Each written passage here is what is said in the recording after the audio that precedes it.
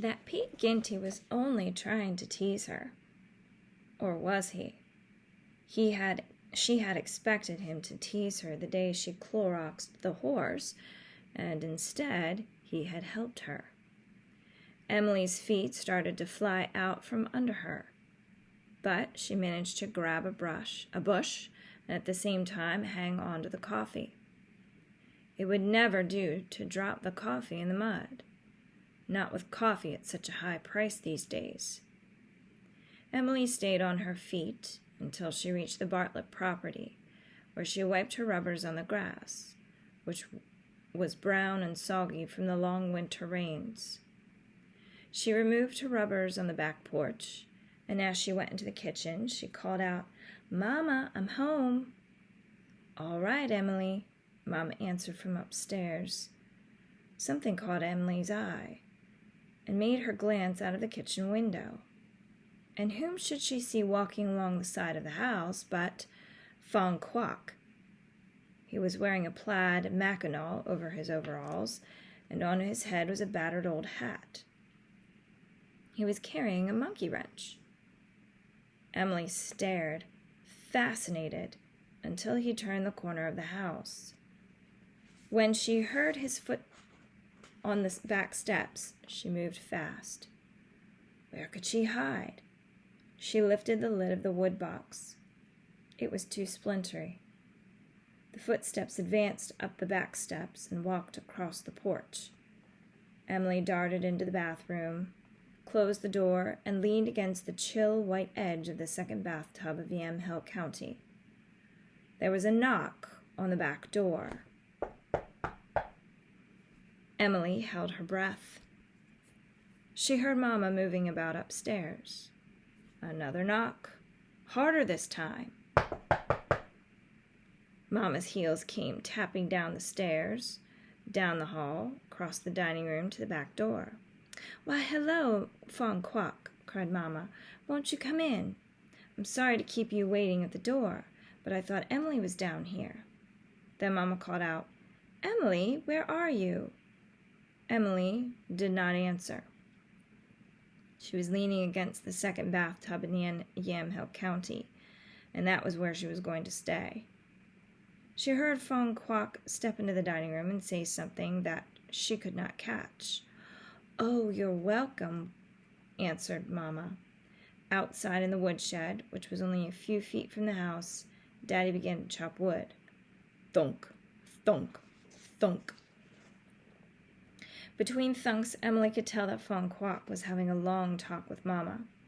She strained her ears, but she could not catch what he was saying.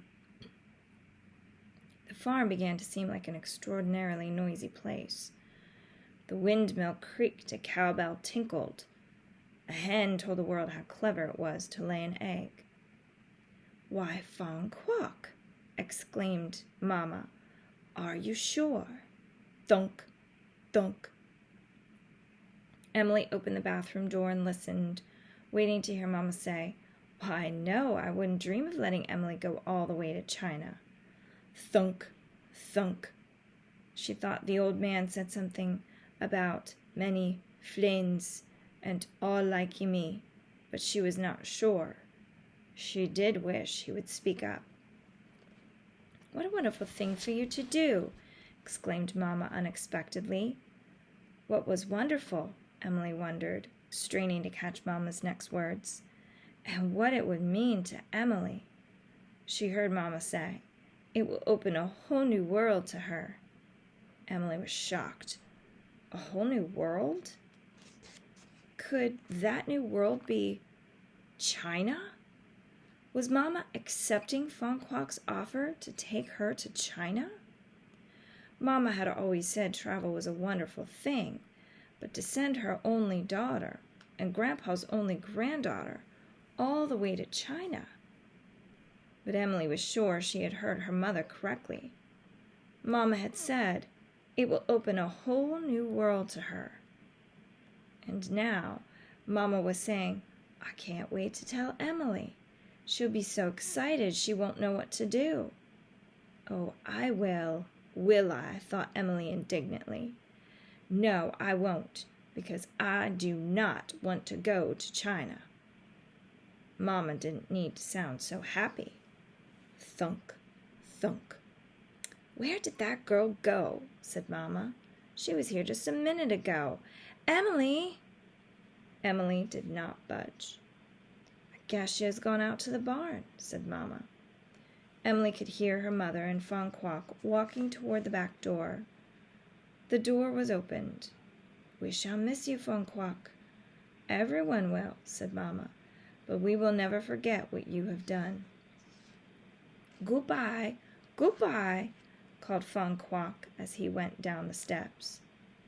Mama closed the door and returned to the kitchen. Emily was not scared anymore. She was mad. Just plain mad. Mama wasn't going to send her off to China because she wasn't going to go. That was all there was to it. She was not going to go. Emily burst out of the bathroom. "I don't care what you say, Mama. I won't go." Mama looked startled to see Emily appear so suddenly from the bathroom. "Go where?" she asked. Emily's eye fell on the monkey wrench lying on the kitchen table among her crayons and pussy willows. "To China with Fan Quoc," said Emily. "I don't care if you trade me for a monkey wrench, and I don't care if you do think everybody should travel." Mama sat down weakly on a kitchen chair. She looked both baffled and amused. "Emily," she said, "will you please stop acting as mad as a wet hen, and tell me what under the sun it is you're talking about?" "About sending me to China," said Emily. What else could she be talking about? "Pete Ginty told me Fan Quoc wanted to trade a monkey wrench for a girl about my age to take back to China, because he had only sons and grandsons there."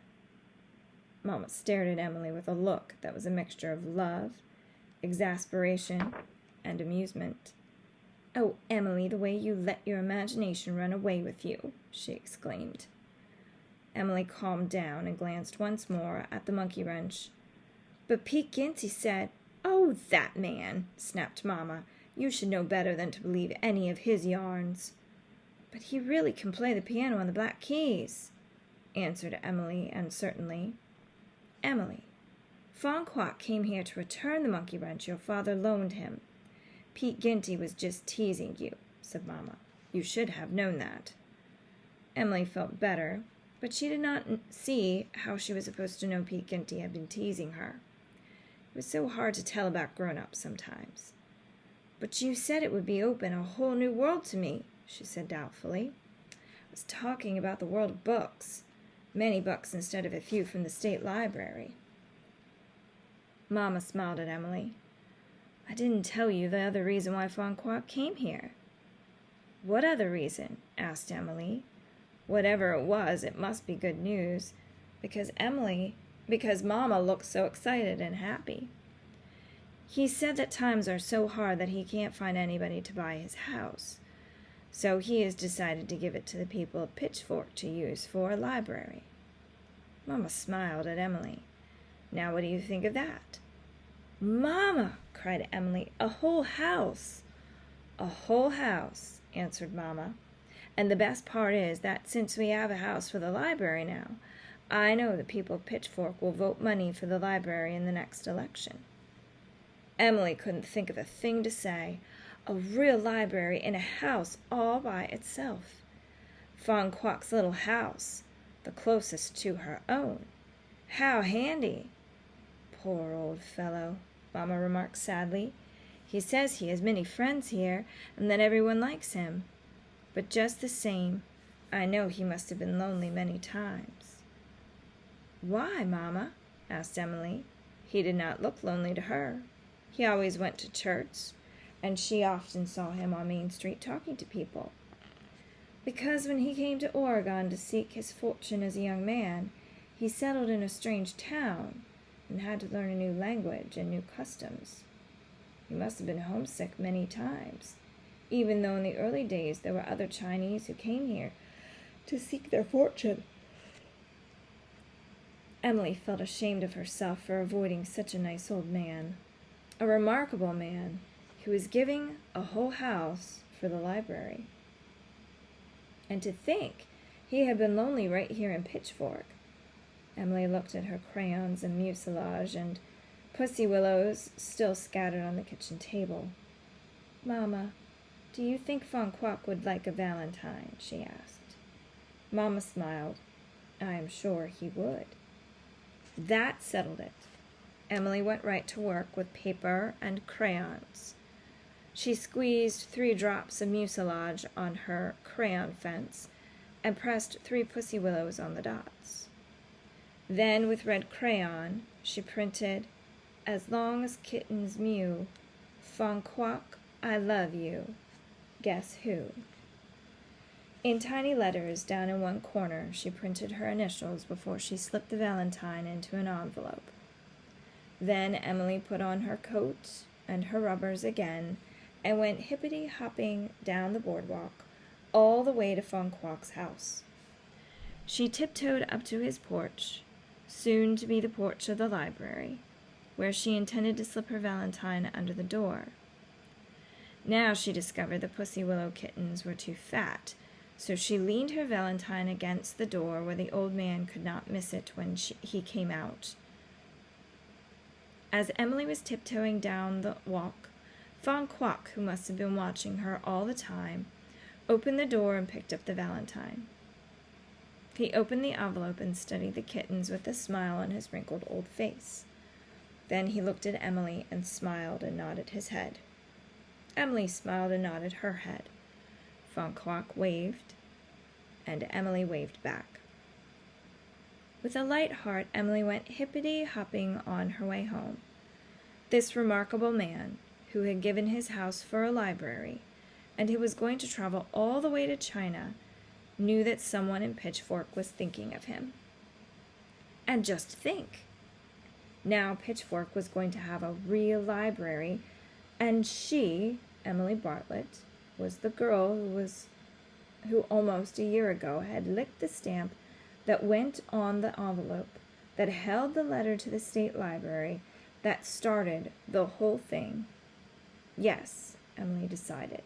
She was pretty lucky to have the kind of imagination that ran away.